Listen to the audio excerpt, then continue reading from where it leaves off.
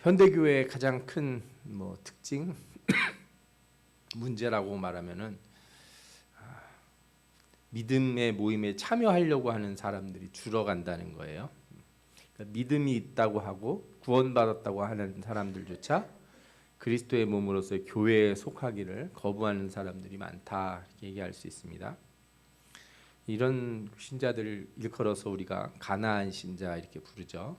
가나안 거꾸로 하면 안 나가가 되니까 교회 안 나가는 신자라는 거죠.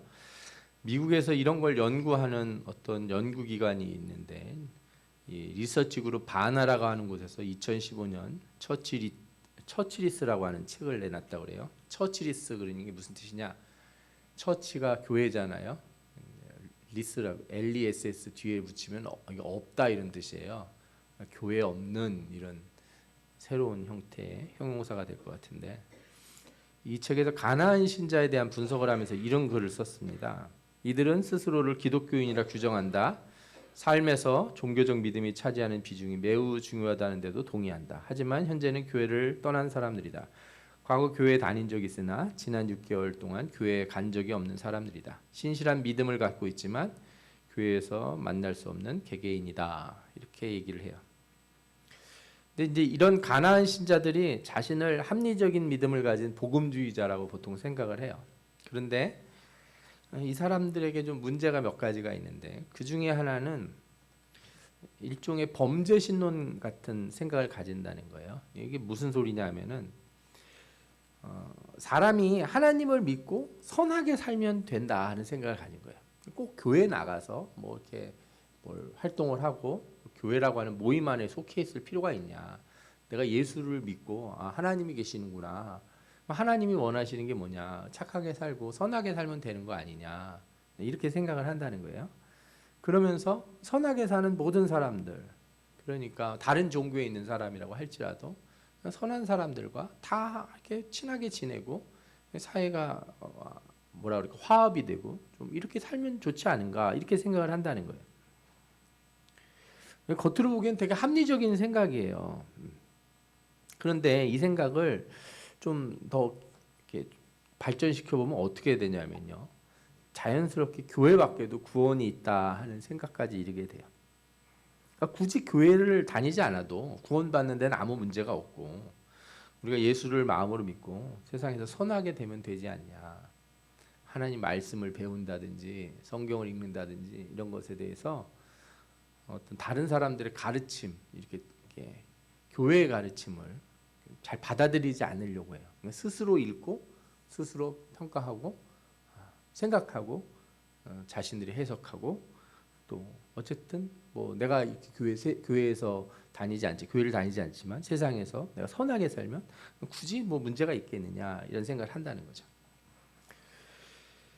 그런데 이제 여기에는 어떤 생각이 깔려 있냐면, 이제 보이는 교회, 보이지 않는 교회를 혼동한다는 면이 있어요. 이 사람들은 이제 보이는 교회는 나가지 않지만 자신들이 보이지 않는 교회에 속해 있다, 이렇게 생각을 해요.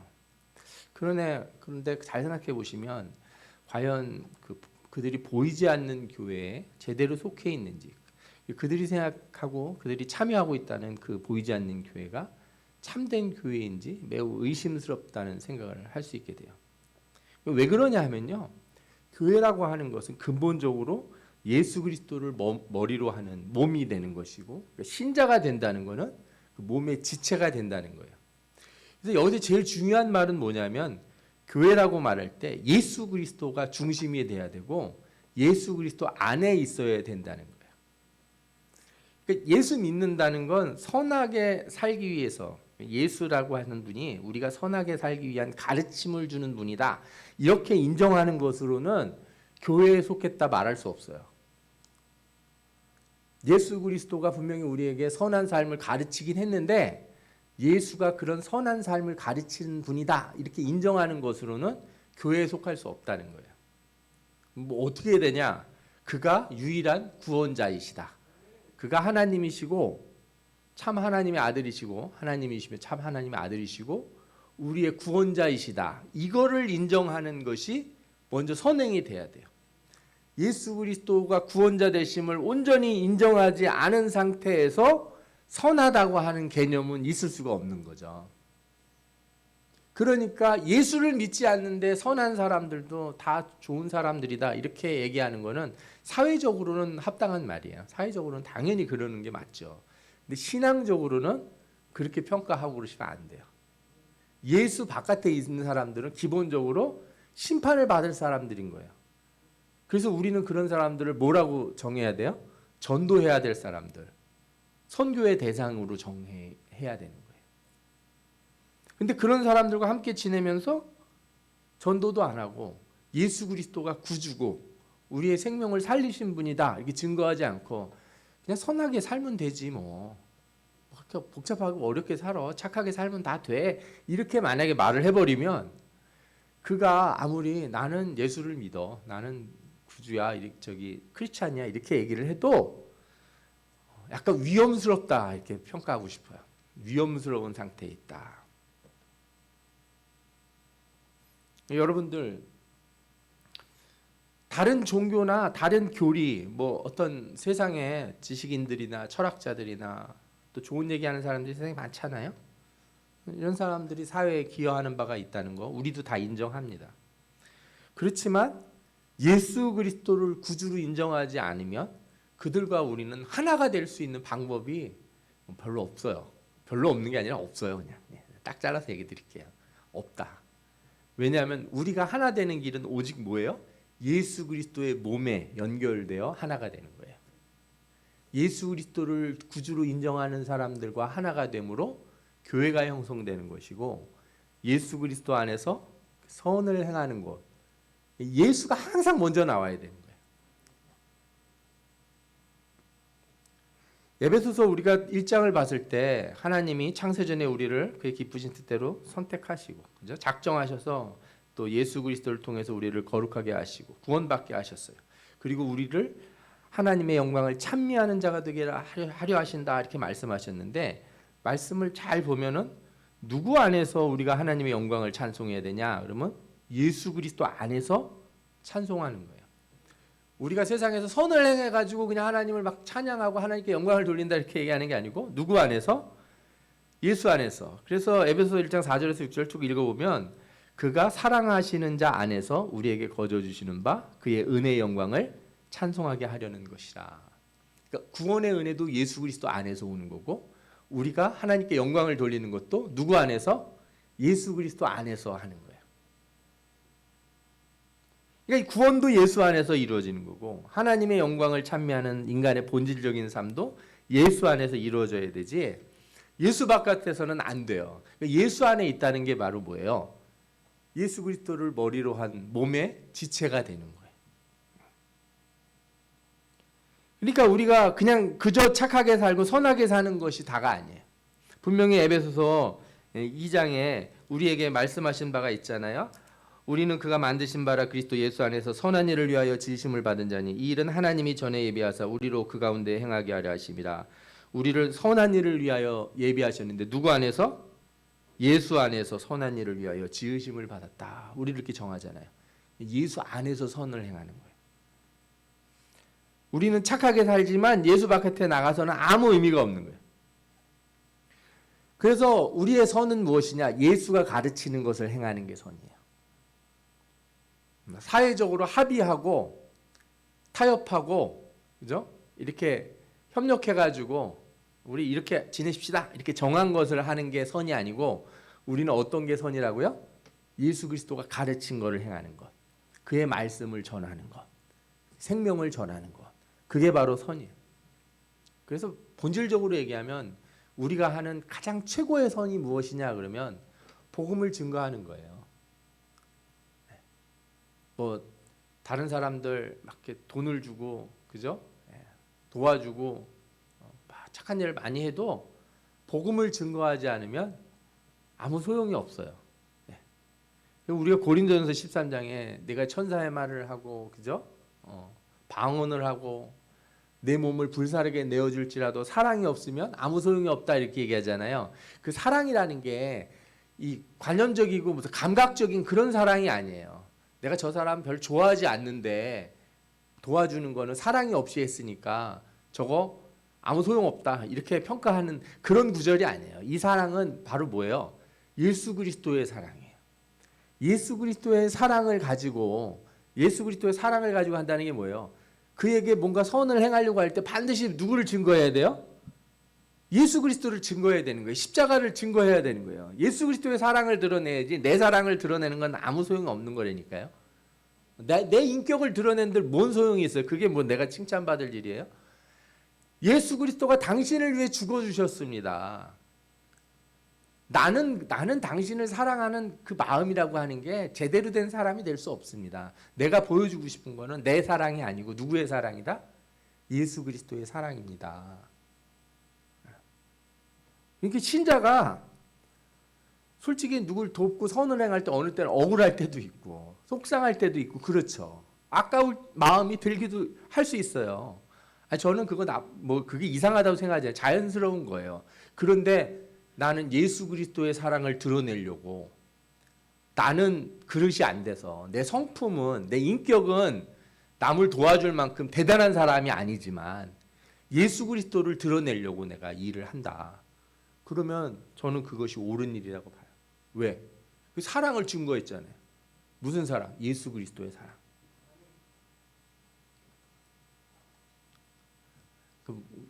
여러분들이 오해를 하실 수 있어요. 내가 누구를 사랑한다고 그럴 때 우리는요 안 돼요. 우리는 안 돼요. 본질적으로 잘 안 돼요. 왜? 남을 사랑하기 이전에 나 자신도 잘 용서가 안 되잖아요. 사랑이라는 게 쉽지 않은 일이에요. 우리가 사랑하고 용서하고 모든 행위를 하는 것은 다 예수 그리스도의 그 은혜를 드러내기 위해서 하는 거예요. 예수 그리스도만 드러난다면 그것이 참된 우리가 선을 행하는 것이고 그렇게 될 때 우리가 누구 안에 있다는 걸 확증하냐? 우리가 예수 그리스도 안에 있다는 걸 확증하는 거예요. 여러분, 우리 구원은 예수 그리스도 안에서 이루어지고요. 우리 믿음의 행위, 사랑의 행위도 다 누구 안에서? 예수 그리스도 안에서 이루어져야 될 줄 믿습니다. 아멘. 예수 외에는 다른 길이 없어요. 예수 외에는 아무것도 없어요. 어떤 선행도 있을 수 없다. 여러분들이 이것을 확실히 마음에 간직하시기를 바랍니다. 아멘. 그런데 이제 우리가 이 말씀을 보면서 한 가지 더 생각해 볼 것이 있는데 하나님이 우리를 예수 그리스도 안으로 부르시고 그 안에서 예수 그리스도 안에서 뭘 행하게 하시는데 그 행하는 것이 모두가 조금씩 다른 면이 있게 하셨다라는 것을 생각해 봐야 돼요. 그래서 우리를 예수 그리스도의 몸으로 부르실 때 지체로 부르셨다 그래요. 기능이 다 다르다 이거예요. 누구는 뭐 손의 일, 누구는 발의 일도 하고, 그죠? 누구는 뭐 코, 입, 귀 다 역할이 조금씩 다르다는 거예요. 고린도전서 12장에 보면 그 말씀이 잘 나오죠. 몸은 하나인데 많은 지체가 있고 몸의 지체가 많으나 한 몸인과 같이 그리스도도 그러하니라. 아멘. 그러니까 우리가 교회에 딱 온다는 겁니다. 그러니까 우리가 구원받고 예수 그리스도의 몸이 되는 순간 우리는 내가 예수 그리스도의 몸에 어떤 기능을 담당하는구나를 깨달아야 되는 거예요. 자기 역할이 있어야 되는 거예요. 역할이 없다는 건 뭐예요? 혹은 내 역할이 뭔지를 모르고 역할을 찾지 않으려고 하고 그러면 그거는 어떤 존재가 되냐? 우리 몸에서 어떤 기관이 있는데 우리 몸에 세포도 있고 뭐 기관이 많이 있잖아요. 콩팥이 있는데 콩팥이 자기가 해야 되는 일을 몰라요. 나는 뭐 하지? 그러면서 놀고 있어요. 콩팥이 놀고 있으면 몸이 어떻게 되겠습니까? 붓겠죠. 신장병에 걸려서. 제가 예전에 초등학교 다닐 때인가요? 그 친구가 있었는데 저보다 나이가 한 2살 많은 친구였어요. 이제 학교를 유급을 2번 한 거죠. 어려서 신장병에 걸려서 당뇨 같은 거죠. 소아당뇨. 얼굴이 이렇게 뚱뚱해 이렇게. 항상 몸이 부어 있었어요. 그 당시는 참 어려운 시절이라 투석이라든가 이런 신장 이식 수술 같은 게 어려울 때니까 참 힘들었다는 걸 알 수 있어요. 그때 어렸을 때는 너무 잘 몰랐던 것 같아요. 우리 몸의 어떤 부분이 아무 일도 안 하고 있으면 그래서 둘 중에 하나인 거예요. 그 기관이 고장이 났거나 또 다른 표현을 쓰자면 암이 되거나 하는 거예요. 우리 몸에 암세포가 생겨난다고 할 때 암세포의 역할이 뭔지 아십니까? 아무것도 안 하고 지 몸집만 불리는 게 암세포예요. 기능을 제대로 못하면서 계속 늘어나요. 원래 기능을 못하면 얘들이 이렇게 옆에서 와가지고 너 기능을 못하는구나 하면서 세포를 죽여버립니다. 우리 몸에서 이런 뭐 여러 가지 이렇게 세포들이 있는데 뭐 백혈구 우리도 알고 뭐 대식세포 이런 세포들이 있어요. 이런 세포들이 와서 이렇게 잡아먹어요.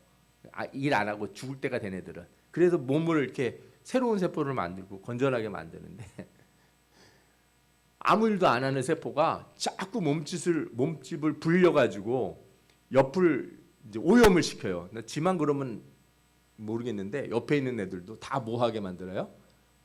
기능을 못하게, 아무 일도 못하게 만들어요. 그러면 암이 온몸에 퍼지는 거예요. 그럼 죽는 거죠. 몸이 기능을 못하니까. 몸에 이렇게 기능이 안 되면은 여러분들 아파 보셔서 아시겠지만 몸의 어떤 부분이 기능을 못하면은 제일 먼저 어디가 아픕니까? 전 머리가 아프더라고요.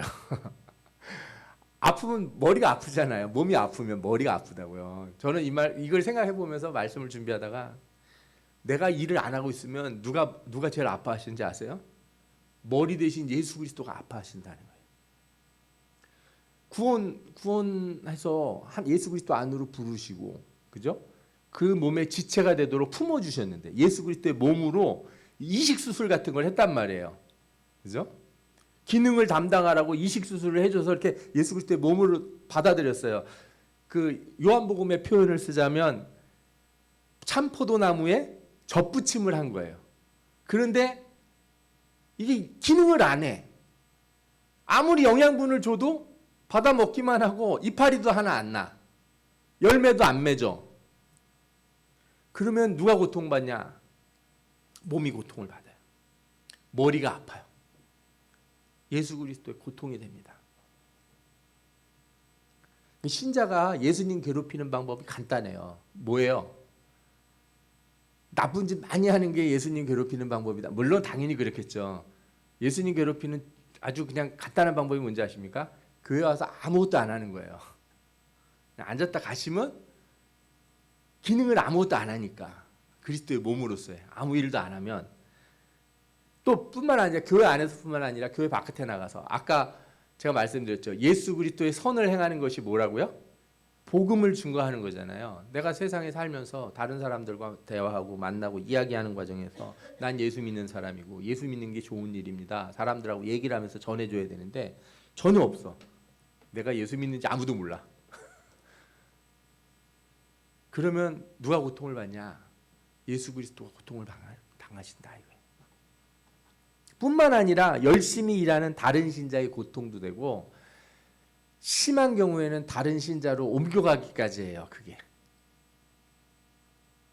이게 되게 중요한 문제인데 여러분 그래서 예수를 믿는 순간 우리는 혼자일 수가 없습니다. 나 혼자 예수 믿는 일은 없어요.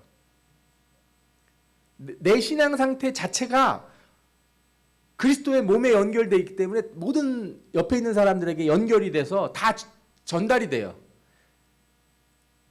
그러니까 예를 들어서 뭐 목사만 기도를 하고 목사만 설교를 하고 목사만 뭐 성경을 읽고 그러는 게 아니고 여러분들이 기도 안 하고 여러분들이 성경 묵상하지 않고 여러분들이 그죠? 아까 부목사님 말씀하신 것처럼 하나님 말씀을 붙들고 이렇게 생각하고 고민하지 않고 그러시면 어떻게 된다고요? 예수 그리스도의 몸에 이렇게 연결되어 있는 모든 지체가 그 고통을 다 이렇게 같이 겪게 된단 말이에요. 목사님 아닙니다. 저는 그럴까봐 저는 교회에 조용히 혼자 다니고 있습니다. 저는 왔다 갔는지도 모르게 조용히 있습니다. 그 제 눈에 띄는 제가 보이는 게 그렇게 싫으시면 저는 온라인으로 듣겠습니다. 여기서 말하는 교회는 눈에 보이는 교회만 얘기하는 게 아니에요. 그런 신자들이 늘어날수록 예수 그리스도의 몸인 교회, 이 전 세계 가운데 있는 하나님의 교회, 그죠? 그리스도의 몸인 교회가 어떻게 된다고요? 병들고 있다는 거예요. 그런 신자가 늘어날수록 나는 그냥 내가 알아서 예수 믿고 나는 그냥 인터넷 보면서 내가 알아서 신앙생활 할 테니 저 신경 안 쓰셔도 됩니다. 저 부담 주고 싶지 않습니다. 그렇게 하면 할수록 누가 고통을 당한다? 예수 그리스도가 고통을 당한다. 많은 신자들이 그리스도의 몸에 붙어서 자기 일을 하려고 하는 수많은 신자들이 함께 고통을 당할 수밖에 없다는 거예요. 이 점에서 우리가 그 웨스트민스터 신앙고백서를 배울 때 세례에 대해서 배운 거 기억나시죠? 예전에는 세례가 어땠다고요? 사순절 기간에 최소 사순절 기간 내내 기도하고 금식하고 말씀을 배운 사람이 뭘 해요? 세례를 받는 거예요. 목숨을 거는 거예요. 전 교인이 그 사람 세례 받는 걸 놓고 어떻게 해요?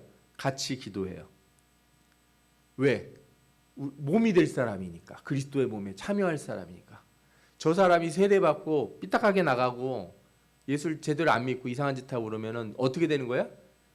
예수 그리스도가 고통당하고 전 교회가 고통당하고 세상 사람들 가운데서 교회가 손가락질 당하게 되니까 세례받는 것에 있어서 그렇게 신중했었어요. 그 당시는. 지금은요. 내가 예수 믿는 거하고 당신들이 교회 다니는 거하고 무슨 상관이냐 이러고 있다. 여러분 잊지 마십시오. 예수 믿는 순간 내일은 교회 일이에요. 교회 일은 내일이고요. 주님의 일이 내일이고 내일이 주님의 일이에요. 그게 예수 믿는 거예요. 혼자서 독야청청 따로 예수 믿을 수는 없어요. 제가 이런 말씀 드리니까 너무 부담 가지시는 표정을 보이시는데 그러실 필요는 없어요. 왜냐하면 우리가 예수 그리스도의 몸에 어떤 지체로서 살아가려고 하는데 사실 능력이 없고 힘도 없고 우리 스스로 한 사람 나 혼자 먹고 사는 것도 너무 힘든데 사실 주일날 어떤 분은 교회 나오는 것만 해도 너무 힘든 분들이 있어요. 일주일 내내 일하고 육체적으로 피곤하고 하루 좀 쉬고 싶은데 교회 하루 종일 있어야 된다. 너무 부담스럽다 이런 분들이 있어요. 저는 물리적인 시간을 교회에 오래 앉아 있는 것이 그게 주님의 일을 한다 이렇게 말하고 싶은 건 아니에요. 그것이 옳다고 말하는 것은 전혀 아니니까 오해는 하지 말아 주세요. 중요한 건 뭐냐면요. 예수 그리스도는 우리를 부르셔서 자신의 몸으로 정착시킬 때 그냥 그러라 이렇게 말하는 게 아니고 성령을 우리에게 주세요. 그래서 성령이 우리가 그리스도의 몸이 되도록 만드시는 거예요. 그러니까 구원은 한 번에 이루어지는데 그리스도의 몸이 되는 과정은 일정한 시간이 걸려요. 이걸 제가 뭐라고 예를 들고 싶냐면 우리가 이제 이식 수술 같은 거 받으면 몸에 거부 반응이 나타날 때가 있거든요. 그죠? 새로운 걸 꼽았으니까 우리가 뭐 예를 들어 꽃꽂이 같은 거 젖붙임을 한다고 쳐도 젖붙이는 거 그냥 칼집 나가지고 그냥 쑤신다고 다 나무가 자라고 그러는 거 아니거든요. 어떻게 해야 돼요?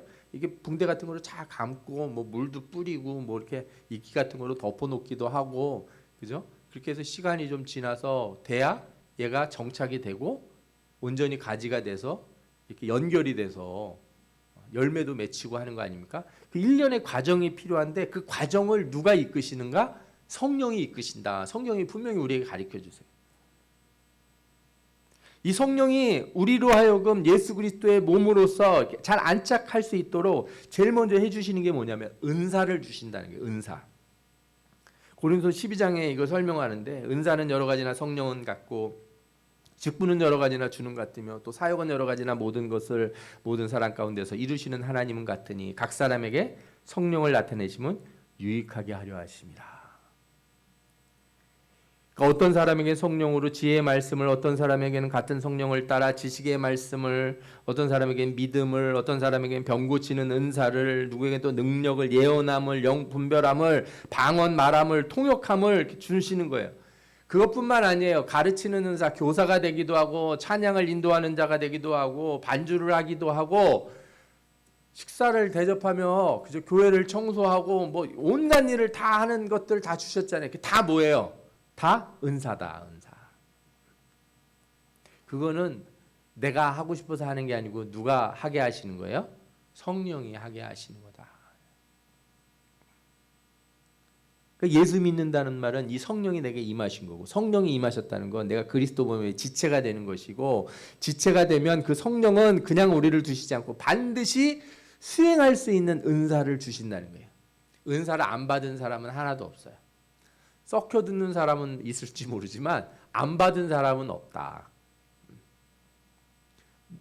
그러니까 나는 교회 다니면서 뭐라도 해야 된다고 하는 것이 부담이라고 생각하실 필요가 전혀 없는 게, 그건 원래 누가 주시는 거예요? 내가 뭘 한다는 건 성령이 주시는 거라고 인정을 하면 돼요. 성령이 나에게 이런 재능을 주셨구나. 저는 사실 기타를 오래 쳤지만 지금도 잘 못 쳐요. 뭐 여러분들이 잘 보시겠는데, 여러분들 보시기에는 그래도 꽤 치는 것 같죠? 보일지 모르겠어요. 근데 제가 친 기간에 비하면 너무 못 쳐요. 발전이 없어. 제 손가락이 짧기도 하고 이렇게 잘 안 벌어져요. 그래서 이 손가락에 좀 뭐라 그럴까, 연습을 오래 하면 좀 이상한 느낌이 나요. 이 손가락이 끝에 두 손가락이 잘 안 된다고. 제가 그렇게 열심히 옛날에 쳐보기도 했는데, 근데 제가 기타를 언제 치기 시작했냐? 제가 중학교 때 쳤어요. 저희 형님이 먼저 기타를 쳤는데 저도 따라서 쳤죠.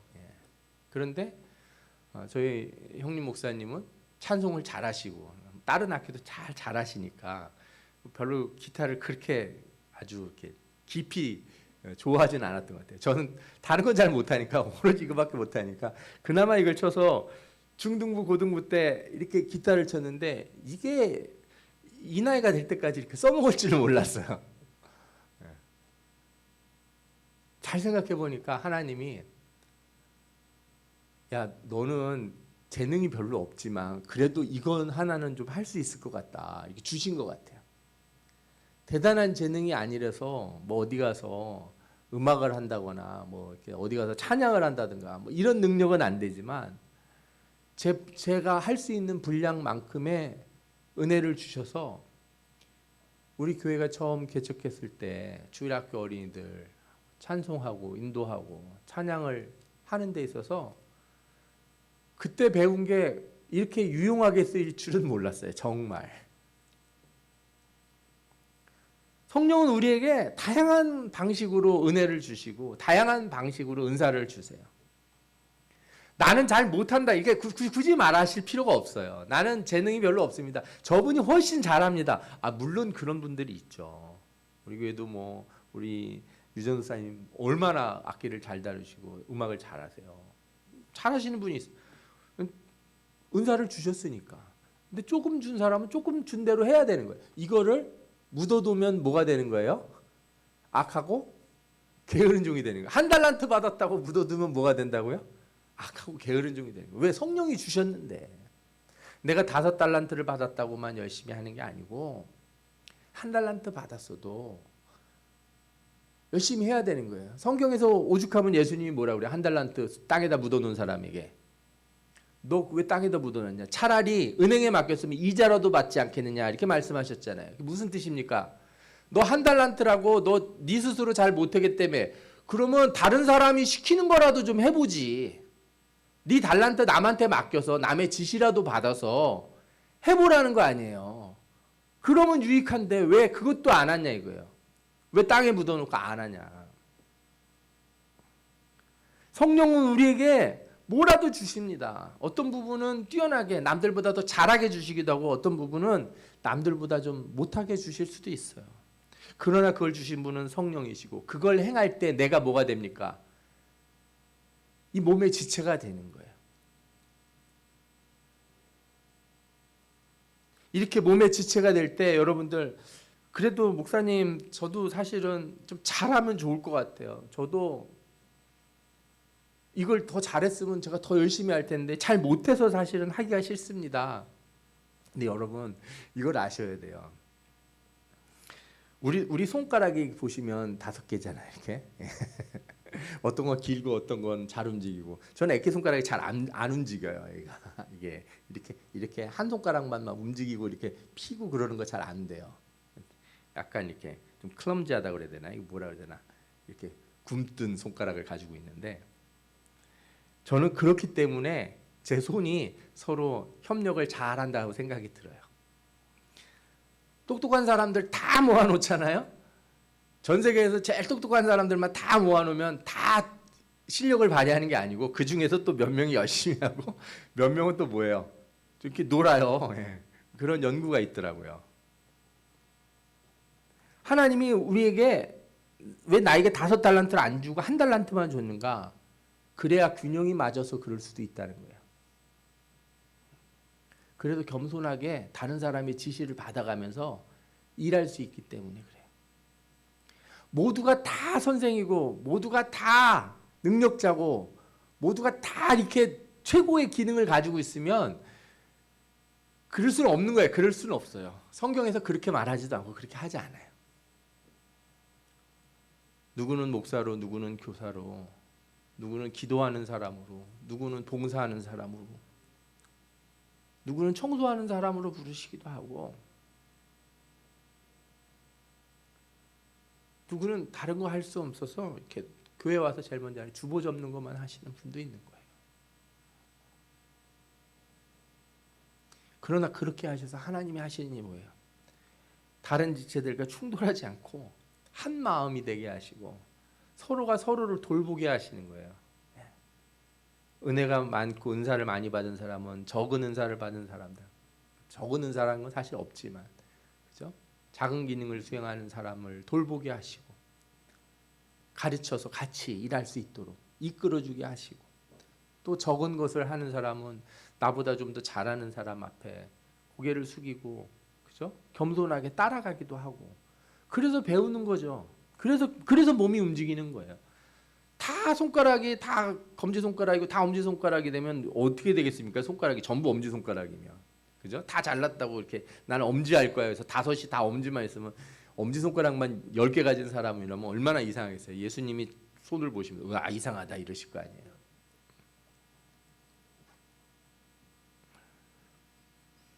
오늘 본문에서는 특별히 그 당시의 일들을 설명해 주는데, 에베소 교회에는 이방인들과 유대인들이 있었어요. 이 둘이 섞이질 않는 거예요. 서로의 역할을 인정하고 같은 몸을 이루는 존재로서 서로 인정을 안 하는 거죠. 그러나 이것에 대해서 이 성경이 뭐라고 가르쳤습니까? 이 둘을 자기 안에서 세 사람을 지어 화평하게 하셨다 그래요. 예수 그리스도가 이 둘을 화목하게 하실 때 뭘로 다 가셨는지 아세요? 십자가로 이 둘을 한 몸으로 하나님과 화목하게 하려 하심이라 그랬어요. 예수 그리스도의 죽으심이라는 건 개인의 구원을 위한 죽음만이 아니라는 걸 아셔야 돼요. 우리를 예수 그리스도의 몸으로 부르시고 우리를 하나 되게 하시려고 십자가에 달려 죽으셨다는 거예요. 아멘. 네. 이걸 모르면 교회를 그냥 자기 혼자 다니려고 그래요. 그냥 혼자 신앙생활 하려고 그런다고.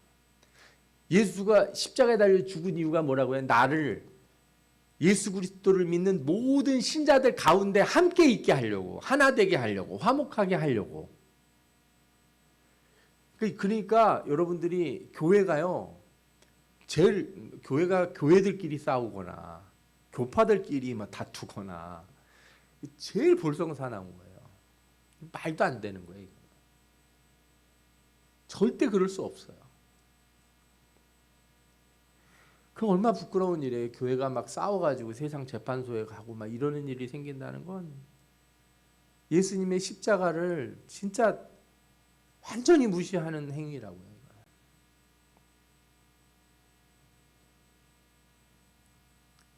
지금 우리 삶을 가만히 보십시오. 이 예수 믿는 사람들이 서로 생각이 다르고 배경이 다르고 가치관이 다른 사람들이 다 모여서 한 몸이 되지 않았습니까? 예수 믿기 전에는 다르고 차이가 나는 것 이거 가지고서 서로를 구별하려고 했는데 이제는 어떻게 돼야 되냐? 그 다름과 차이가 한 몸을 만드는데 아주 좋은 거예요. 예를 들어서 퍼즐 있지 않습니까? 1000피스 퍼즐 뭐 이런 거 맞추는 거 해보셨나요? 퍼즐 모양이 어때요? 다 달라요. 달라서 그 퍼즐이 맞춰지는 거죠. 다 똑같으면 그게 무슨 퍼즐이겠습니까? 우리가 모양도 다르고 색도 다르고 다 다른데 성령이 우리를 다 모으시니까 무슨 그림이 그려져요? 예수 그리스도의 그림이 그려지는 거예요.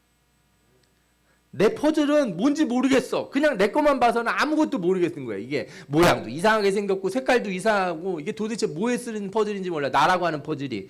근데 교회라고 하는 곳에 들어가서 내 자리를 찾고 나니까 멀리서 보니 뭐예요? 내가 예수 그리스도의 몸을 그리고 있는 거예요. 이거 얼마나 놀라운 거예요. 와, 그때서 깨닫는 거죠. 내가 정말 대단한 존재였네. 나 없었으면 예수님 얼굴에 눈에 구멍이 빵 났을 거야. 그죠? 나 없었어 봐. 예수님 입이 있는데 이게 구멍이 났어. 퍼즐이 빠져서. 여러분들이 교회 하나됨으로 나오셔서 하나님 성령이 주시는 은사로 열심히 행할 때 우리가 누굴 드러내요? 예수 그리스도를 드러내고 예수 그리스도의 모습이 나타나는 거예요. 에베소서 2장 20절과 22절에 뭐라고 합니까? 너희는 사도들과 선지자들의 터위에 세우심을 입은 자라. 그리스도 예수께서 친히 모퉁이 돌 되셨느니라. 그 안에서 건물마다 서로 연결되어 주 안에서 성전이 되어가고 너희도 성령 안에서 하나님이 거하실 처소가 되기 위하여 그리스도 예수 안에서 함께 지어져 가느니라. 바울은 건축물로 얘기한 거예요. 요즘 뭐 조립식 주택 이런 거 짓더라고요. 아파트를 짓는데 이렇게 집 하나하나를 쌓아서 막 집을 짓는 기법이 있다고 그러더라고요. 우리 하나하나는 별게 아니지만 우리 성령이 우리를 어떻게 하세요? 다 연결하고 막 붙이고 그러면은 거대한 하나님의 성전이 된다는 거예요. 우리 한 사람 한 사람도 성령이 거하시고 하나님이 거하시는 성전이지만 우리 모두가 연결될 때 누가 거하시는 성전이 완성이 돼요? 하나님이 거하시는 성전이 완성이 돼요. 그래서 성경에서 뭐라고 그랬냐면 너희도 성령 안에서 하나님이 거하실 처소가 되기 위하여 그리스도 예수 안에서 함께 지어져 가느니라 이렇게 되어 있어요. 지어져 가는 거다 이거죠. 그러니까 우리 자신이 이미 성소이기도 하지만 한편으로는 이렇게 모였을 때 더 큰 성전을 지어져 가는 과정에 있는 것이다. 절대 잊지 말아야 돼요. 여러분 하나님이 창세전에 우리를 부르실 때 그냥 나 혼자 그냥 이렇게 혼자 예수 믿고 혼자 이렇게 천국 가라고. 그러면 그런 사람은 저는 생각을 해봐요. 천국에 가서 이 양반들 천국에 가서도 이렇게 자기 방에 들어가서 안 나오고 혼자 있을까 이런 생각을 해봐요. 가난한 성도들이 천국에 가면 어떻게 있을까? 전부 다 요즘 젊은이들 쓰는 표현 있죠. 아싸라고 그러나요? 아웃사이더, 그죠? 외톨이 같이 천국에서도 저 귀퉁이에 앉아가지고 혼자서 마시고 있고 다른 사람들 모여서 찬양하고 그럴 때 저는 따로 어떻게 하면 안 될까요? 막 이러고 그러지는 않을 거 아니에요. 그럴 수 없어요. 그럴 수 없다는 거예요. 오늘 성경 말씀이 가르쳐 주는 게 그거예요. 하나님이 나를 구원해 주실 때는 나를 예수 그리스도의 몸으로 불러주셨다는 거 잊지 마시기 바랍니다.